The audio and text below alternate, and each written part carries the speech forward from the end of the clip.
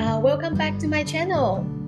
So today we have Rachel Seavey, who is a professional organizer in the Bay Area who have been working with people experiencing hoarding issues. I'm so glad that we have Rachel join us because as a therapist, I encounter a lot of questions that's actually pertaining to organizing that I also would like to seek advice from experts in this area. So Rachel, thank you for joining us. Would you like to introduce yourself?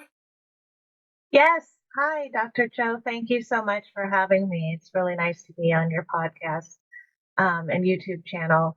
I have been organizing for 15 years here in the Bay Area, and I've helped thousands of people get their homes organized and garages and storage units and everything organized. So I've got a lot of experience.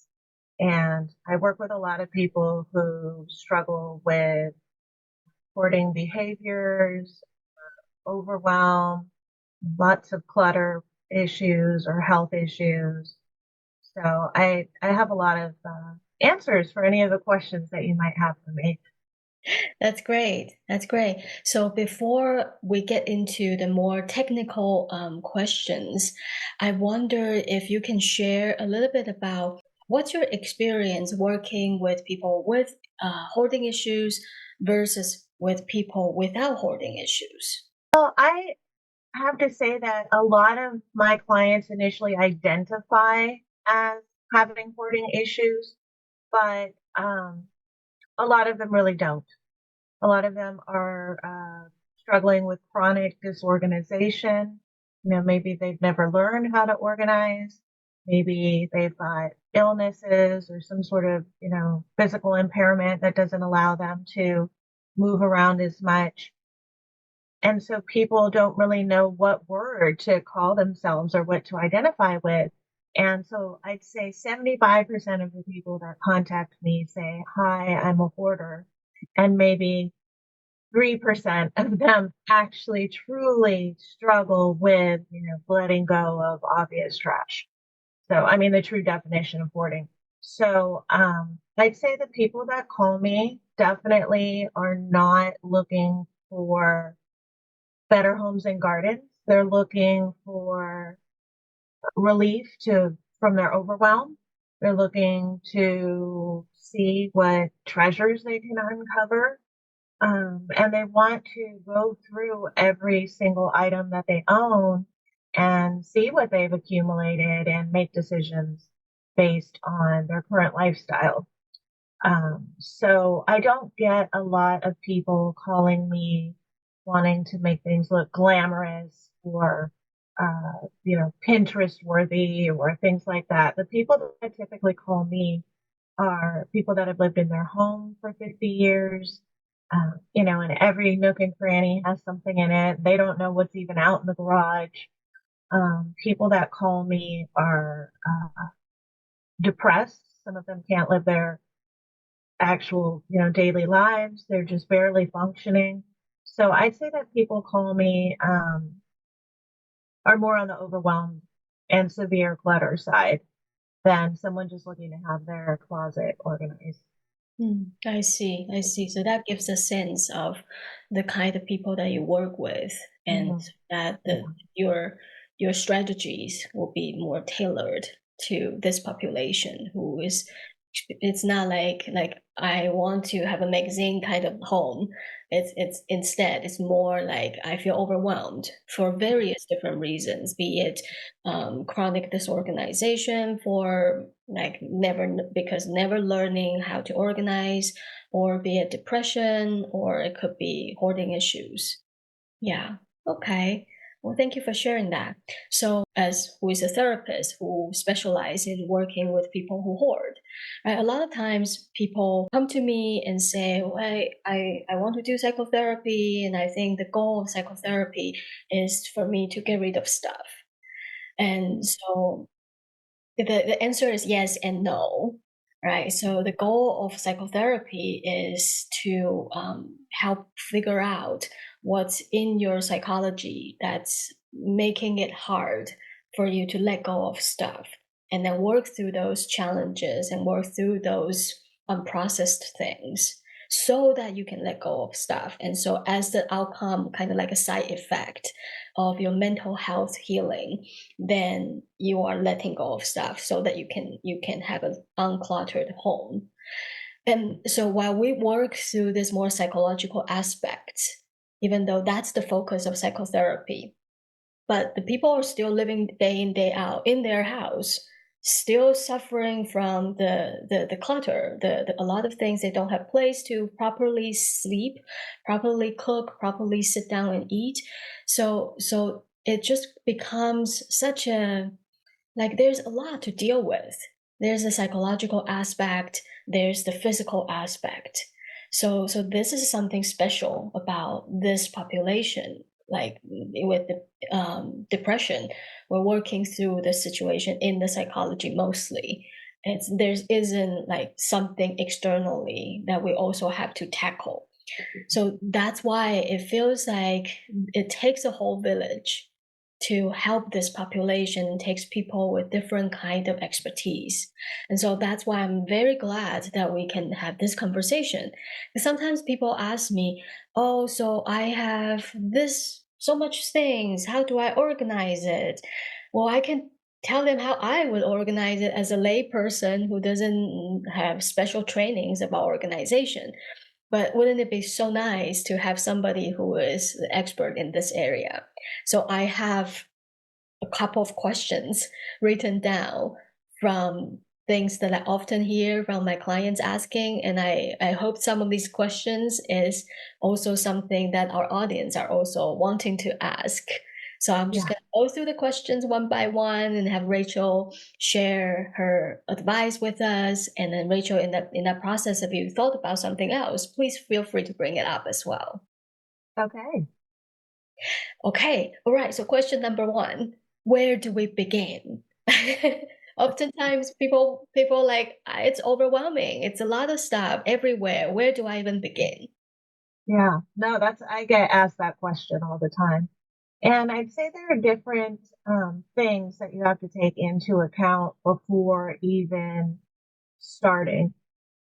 Sometimes it's really hard to find a place to begin when you're actually in the home and in the middle of the clutter. I always suggest that people maybe go to a coffee shop and just think about that question, where do I begin? And kind of remove themselves from the chaos so that they can have a little bit of clarity. Another thing is that people tend to over schedule themselves. They say, okay, well, I'm going to do the entire kitchen tomorrow. So when you're thinking about where do I begin, I think people should also take into accountability what they can actually do physically, time wise, financially, whatever, is it really something that you can do? You definitely want to ask yourself these questions, as if you're limited mobility, you might not want to start in the garage. You might want to start somewhere close by, where you can sit and take frequent breaks and nothing's too heavy. So think about your physical conditions, your mental conditions. I wouldn't want to start in a room that maybe there's trauma associated with it. Maybe you're concerned you'll come across some photographs of, someone that you no longer like anymore or someone that you miss incredibly. And so I never begin in those kind of areas. I like to begin in an area where it's more like low hanging fruit. So maybe that you have a stack of sewing magazines next to your chair, maybe going through them, seeing if it's something that you actually want, something easy like that. Or maybe that you've got some old expired food in your pantry and you're okay throwing that out. So things that don't cause a lot of anxiety at first, because you want to learn how to make those decisions and you don't want to feel stressed immediately. You want to kind of build your tolerance. So if it's, you know, going through an item, old bathroom supplies or things that you have the least attachment to is a really good idea when you're just starting out so that you feel like you're making progress and that you're able to, you're not stuck going through family memorabilia on day one. Another thing is paperwork is kind of something that can bog people down. Although everyone has a lot of paperwork, uh, it's not the best place to start just because you want to feel like you're making some movement, you've got momentum, and paperwork is just so slow and boring and, easy to get distracted from doing. So, whatever you think is easy. That's what I usually tell people where to start because starting somewhere hard will be, you'll get deterred and you won't want to continue. Starting somewhere easy where you can see, oh wow, this one, counter is now clear. It doesn't have to be the whole kitchen. It could just be a small counter and setting those goals kind of ahead of time. Where do I want to begin? Okay, well, maybe the kitchen. Well, what can I do to start? Well, how about clear this counter? And it could just be 12 inches by 12 inches, but at least you have a plan and you did it, and then you can move on to another area. But these are all tips on kind of where to start. Hmm, that's great. Yeah, I love the idea of like maybe you go to a place that's more spacious for you to think about the plan instead of staying at home and when you're already overwhelmed and then you just feel like, oh my God, where do I begin? And then I just want to run away. Yeah. Yeah. So you kind of like prepare yourself and say, okay, I'm gonna bring myself to coffee. And during this coffee, I'm gonna sit down and think about my house and think about where should I begin and find that low-hanging fruits. Yeah.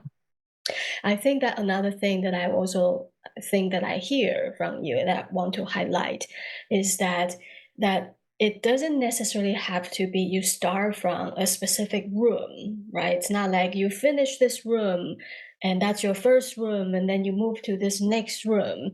It sounds like it can be this particular corner and it can be this particular pile and Yep. maybe this week you focus on this corner in the bedroom and next week your goal is that pile in the living room.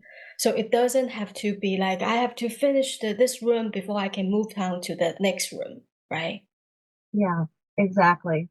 I think if you put too much pressure on yourself, then it's hard to live up to your own high standards. And you might want to clear one kitchen counter, and then you might have a stack of mail that you need to go through. And then you might want to go through some sweaters the next week because you know that there's a lot that you can get rid of. So I think as long as you just stick to whatever plan that you had when you're starting just this little small area, that's great. That's good. That's great. So then I guess hearing this, I imagine some people would think about this experience that they may have, which is, yeah, I've done that. I've cleared that space or I've cleared that countertop, and then I move on to do something else. And then before I know, that countertop that I cleared out last week is buried again. Yeah. So what do we do? Like, is it like to be expected or should we prevent it? How do we do this? Things like that happen. Well, you make space and now you have space to move other stuff onto it. So that happens. I wouldn't let that discourage you so much. I'd say maybe being mindful about what you're putting back onto that clear space. It might be sensible though to use that clear space to put everything, on it from a bookshelf onto and say, okay, well, let me go through all my books and I have this nice clear surface. But then, going back and leaving that surface clear again. Um, Trying to make rules, just small rules, and saying, okay, this countertop is clear. I'm not going to put anything on it. Um, and that's hard because once you have an area clear, now you're kind of responsible for keeping it clear. And that can be sometimes harder than actually clearing it. Because now you have this thing you're responsible for and you have to, not touch it. And so just being aware, I'd say more than likely you're going to pile that area up again. We even do it, as we're clearing an area, then the next thing you know, we've moved everything over into that clear spot so we can get into another area. I think if it's helping your movement in the home, if you needed that clear space to be able to address another one, that's okay. But if you're just using it for new purchases or new, acquisitions, then I think there really needs to be some more, internal work done on why I feel uncomfortable with an empty space, which people do. The people really do. It's funny. I've had people, tell me that their house feels colder because there isn't so much warmth. So sometimes people can't have an absolutely clear space, but just knowing, am I filling it with stuff that I'm constantly bringing in, new stuff? Then that's probably something that needs to be addressed or tweaked or revisited with someone like you on why they keep acquiring stuff. And I have clients like that. We make their bedroom completely beautiful, and then 2, 3 months later they call and they've got all these Amazon packages they haven't opened, and none of their laundry has been done since we were last there. And so things do come back, but making sure that uh, you have the support. And I think that's what you were saying earlier, where you could be that emotional support on why does this keep happening? Like, why am I not doing my laundry? Am I depressed? Maybe it's a time constraint. Maybe they don't have time and they should send it out. Um, so there's a lot to be considered when you're decluttering. Kind of like coming back to what we were touching on in the beginning, it's like it can be multifaceted, right? It can be emotional, it can be related to even medical issues, it can be related to cognitive functioning, it can be related to organization skills. So it's multifaceted. And so that's why different kind of people who are good at different things come in handy to help with different areas. So if I were to kind of highlight the important points that you just said, when we are working through our space, sometimes it happens that we clear our space and then now that space can hold things, and then when we're trying to clean out another space, and things get put on that first place. Yeah, so that happens, even though we want to try to be mindful to protect that pure land, so to speak, because you work hard to create that space. So we want to try to be protective of that pure land, but at the same time, we also shouldn't be too rigid. As long as this is facilitating the process of things going out or things being organized, rather than I get more things coming in and new things come in and pile up and kind of wipe out that pure land. Yeah, so we want to be mindful and observant about what's going on. How did this happen? That's right. And either way is okay. I think just finding out, how did this happen? Was I using it because it was helpful?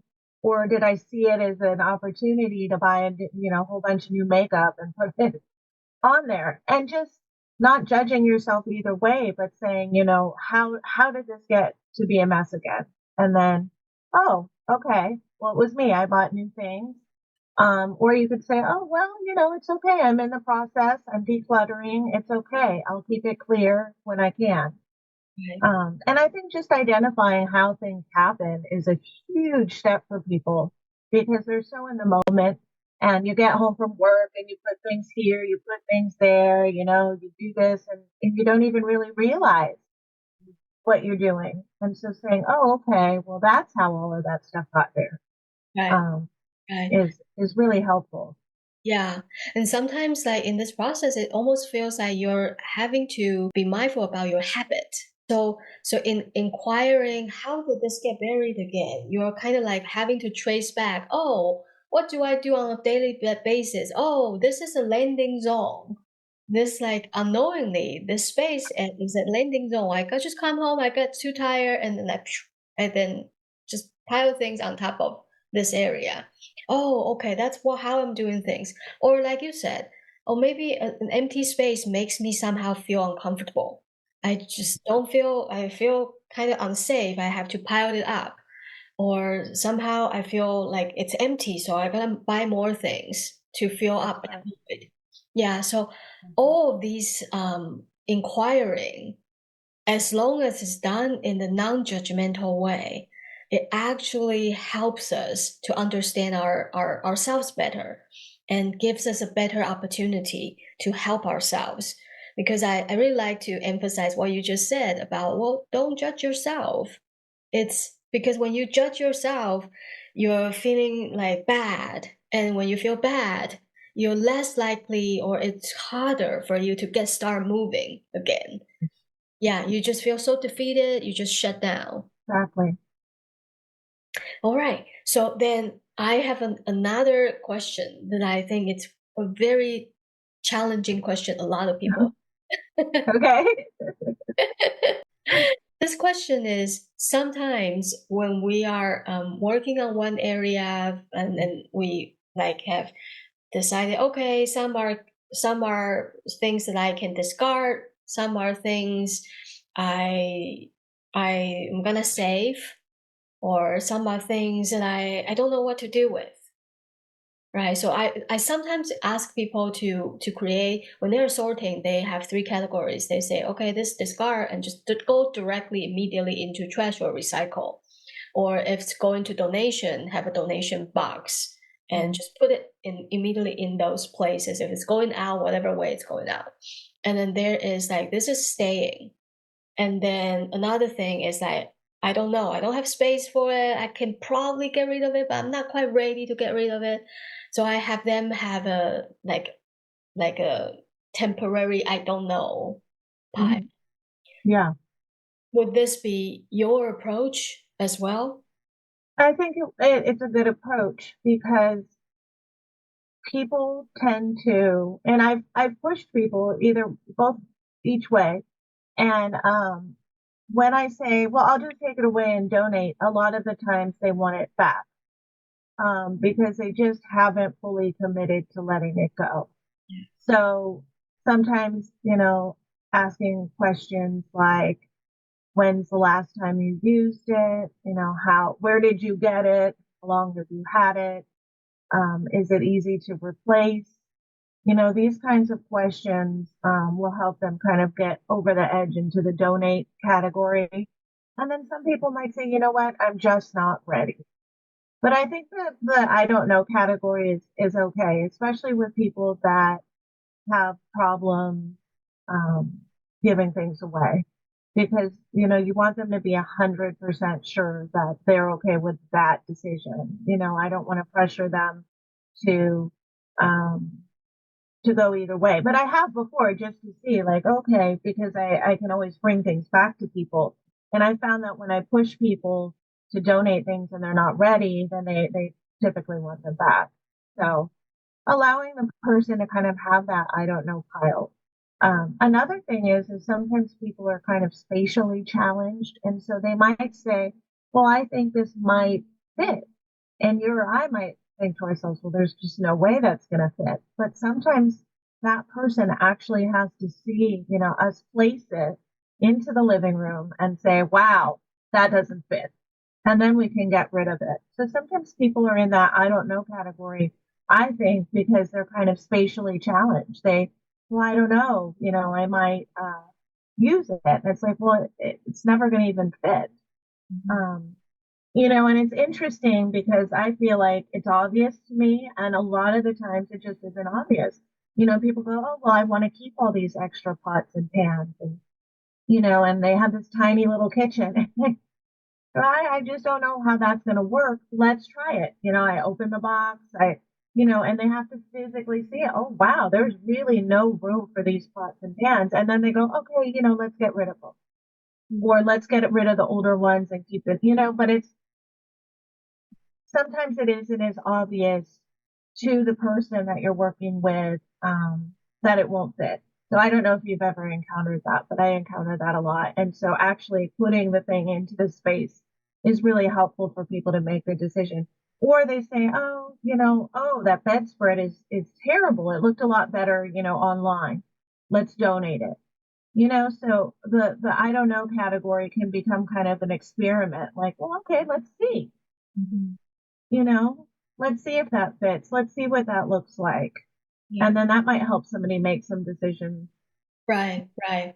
Yeah, so you're right about like the it if this was easy, then we don't have to exist to help Right. people with hoarding issues, right? Because it's really hard for people experiencing hoarding issues to let go of stuff, and that triggers emotions of various kinds, right? And so sometimes I see people like it's like they probably wasn't like thinking about this item for the longest time, but as soon as you raise this question, do you want to keep this, and then they're like having a lot of different ways how this thing can be useful, or oh, this thing can be given to this person, or this thing can be tweaked in a certain way, and then they can become something else.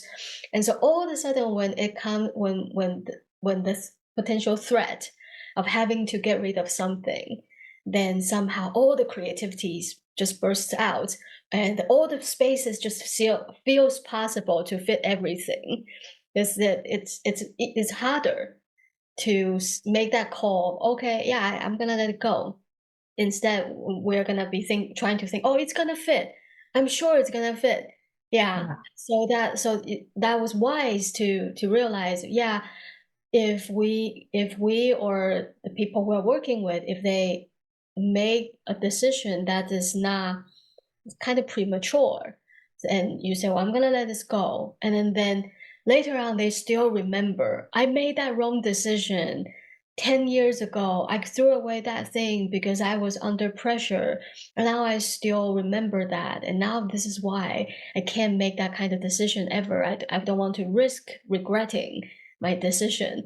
So it's quite important that we are careful, push just the right amount. It's not to Exactly. say we don't push at all, and but we want to push just the right amount. And like you said, experiment on it. Let's give it a try and let's hide it away, pretending it's gone, and see how we feel, right? And then experiment. Oh, does it really fit? Oh, okay, it doesn't really fit. Now I see it. Okay, then having some more time to kind of like experiment with that maybe, the not knowing pile, but Yeah. didn't have it out of sight, out of mind though. So it's kind of like a dance to challenge, but not too much, but also challenge. Yes.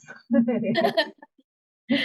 So one, I think perhaps last questions here is that sometimes when we're working in one area, for example, like now we have the to get rid of pile, and things are gotten rid of in that way, right? And then we have the maybe pile, and we have things that we know these are things that I'm gonna keep, right? And but sometimes these things don't have a place to go. Like these are like maybe say shoes that I want to keep, but my shoe closet is like being blocked by other piles. What should we do? Wow. That's such a great question. Yeah, that happens all the time. So we'll go into a bedroom that's very crowded and you can't even get to the closet yet. And we'll just sort things out as best as we can by category and have the client go through those categories. It's easier to go category by category. It just feels like it's easier on the person's brain. You probably know more about that. But and then we'll say, okay, well, I know you can't get to your closet today, but here are your 6 boxes. Two of them are shoes you're keeping, two of them are blouses that you're keeping, and two of them are, pants. And as soon as, we come back tomorrow and we work some more getting towards your closet, we'll be able to incorporate these in. So I think a person doing this on their own would take a lot longer, but they could still use the same method of, okay, this is contained. I've got a giant label on it. It says keep shoes. There's no way it's going to get mixed in again. It's close to the closet. And I know and I can accept that no, this isn't the final answer. This is not where it's going to live forever. This is a temporary, home for these shoes until I can put them away in the closet. And that is okay. And I think a lot of the organizing books are confusing because they say only handle things once. But you have to handle them multiple times in this kind of a situation. And you can't feel guilty about it. You feel good. You say, hey, look, I got rid of 6 bags of shoes or one pair of shoes or whatever you got rid of. I'm good. I've got my, box of keep shoes. And I know this is their final resting home because I reiterate that to people a lot. They go, well, where do I put it? And I go, well, just put it there for now. It's not permanent. It's not, there forever. It's just there until we can get to where it belongs. And so I think it's helpful for people to know that that's part of the process. And Yeah. you're going to encounter that a lot. Yeah, very, very true. I'm so glad that you talked about that only handling it once rule. I have seen so many clients suffered from hearing that and beating themselves up for not being able to just do it once. Like somebody needs to just make it loud and clear that you should not expect yourself to only handle this once. It's layers and layers and it's step by Yeah. step. Oh, absolutely. I handle people's items way more than once each item. It's like, do you want this? Okay, it goes in the keep box. And then, we might fold it. And then finally it goes into the closet, and then we might rearrange it because some hats needed to, you're constantly touching things and it's okay. It's okay. Yeah. Yeah, maybe we should have a post about just that's okay. Because it's hard for people to really not feel bad and feel defeated when stuff is still piled up, but it's such a process. Right. It's such a process. Yeah. Yeah. And I think that I almost hear you saying that there are so many ways we can divide the layers. Like you're saying that there is almost like there's a pre-sorting, which is like about putting like with like. So when like is like are with like, then you go through it again and then to think about, okay, do I want this one? Is it a maybe? Is it a goal? Is it a keep? Yeah, so there's some pre-sorting. And there is, I guess, another pre-sorting that you and I were also chatting about before we started recording today was, okay, maybe there are some things that don't belong to the kitchen in the kitchen, and maybe that should go to the bedroom. So maybe one way of pre-sorting is to just to bring the things in by the room. Yeah, no, we were talking about, how many categories should people have. I think that's what you asked me. And yeah, when you're first starting out, I would definitely go by room. Things that go in the garage, things that go in the laundry room, things that go in the bedroom. And these could even be unsorted. You could say, oh my gosh, there's, a whole pile of clothing here in the kitchen. I'm just going to grab it and I'm going to move it into the bedroom. Like, I think when people start micro sorting, one category into different categories before they're supposed to. I mean, there is a time when you do that, kind of towards the end. But when you're first starting, having things just by what room they live in is really helps your brain make a quicker decision. Does this go in the kitchen? Yes. Does this go in the living room? Yes. You don't think about what drawer in the kitchen just yet. You just put it in a kitchen box. Because once you actually have all of those items together, that's when you do an actual sort of, how many spatulas do I have? How many scissors? How many, once they're all together, that's when I find that people make the best decision. I say, okay, well, here's, all of your hammers. Oh my God, I had 10 hammers. Well, I only need 5, or whatever. But it's helpful categories pre-sorted even before you start making decisions.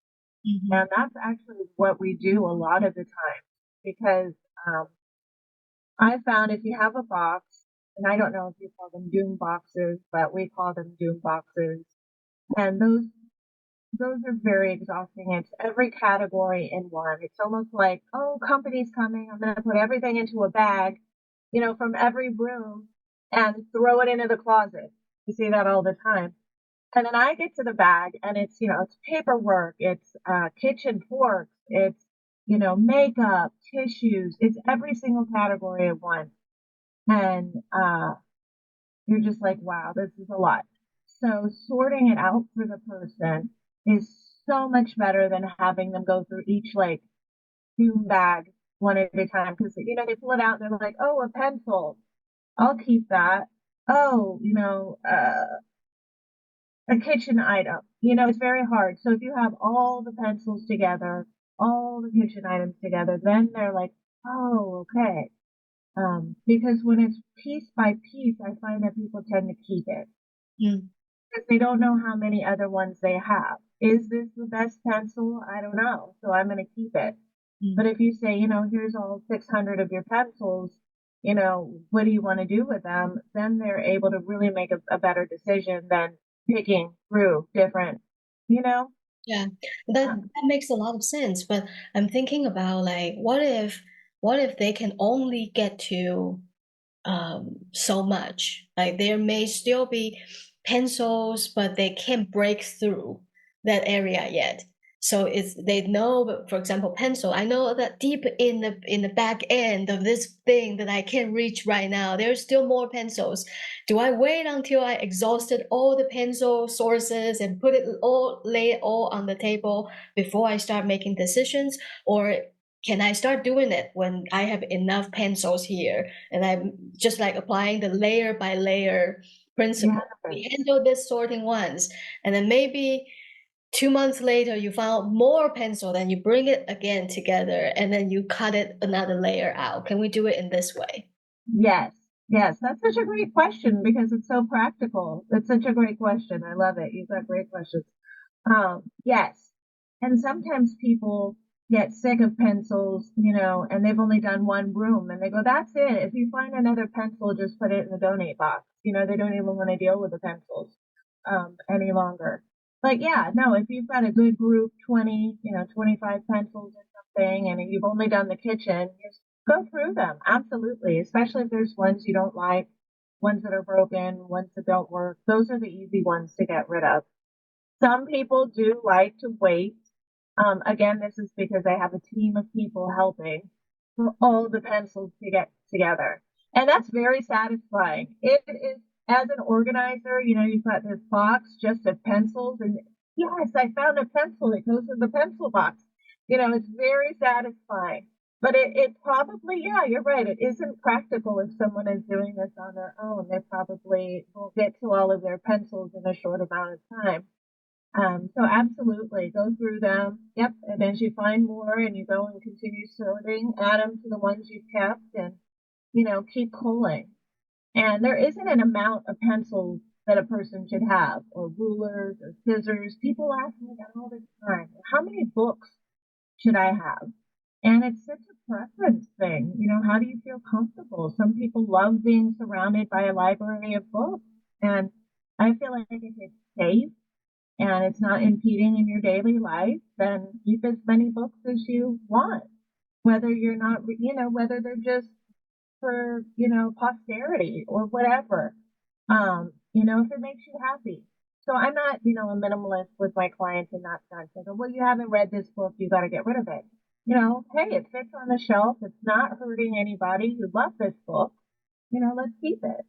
Mhm. So also, uh, not feeling like you have to listen to these organizing rules where it's like you should only have 15 books in your house or stuff like that is really kind of a deterrent to I think our kind of people because a lot of the times people have belongings that represent who they are or what they believe in or what they're interested in. They like to be surrounded by these things, by art, by poetry, by whatever they're into, and really allowing people to express themselves in a way that makes them feel happy in their own home.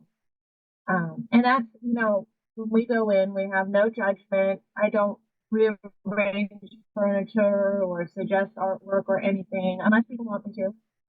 You go in and you say, who are you? What is your aesthetic? What, you've got all of these, paintings that you haven't hung up. Which ones, really, you start to really think about the person as an individual and as their own space, um, and, and not what other people think or what a standard amount of a certain item or what a home should look like or what homes look like on television. Yeah. I work with a lot of artists, and so, they might have 20 Afghans on the wall, some tacked on, and that's fine. They love it. Makes them so happy. Um, Well, that's a very good reminder, right? It's all about creating a space that is helpful for our well-being, right? And it's not about like I should have a certain kind of space. I should have my space in a certain way. Yeah. So thank you so much, Rachel. I'm yeah, so glad to have this conversation with you, and I trust that a lot of these things that you just shared can be quite helpful for people yeah. there who wants to know where to start, who wants to know what do I do after I have a space cleared. Yeah, so thank you so much, Rachel. Oh, yeah, absolutely. Thank you so much for having me. My pleasure. Talk to you next time. Okay. Thank you.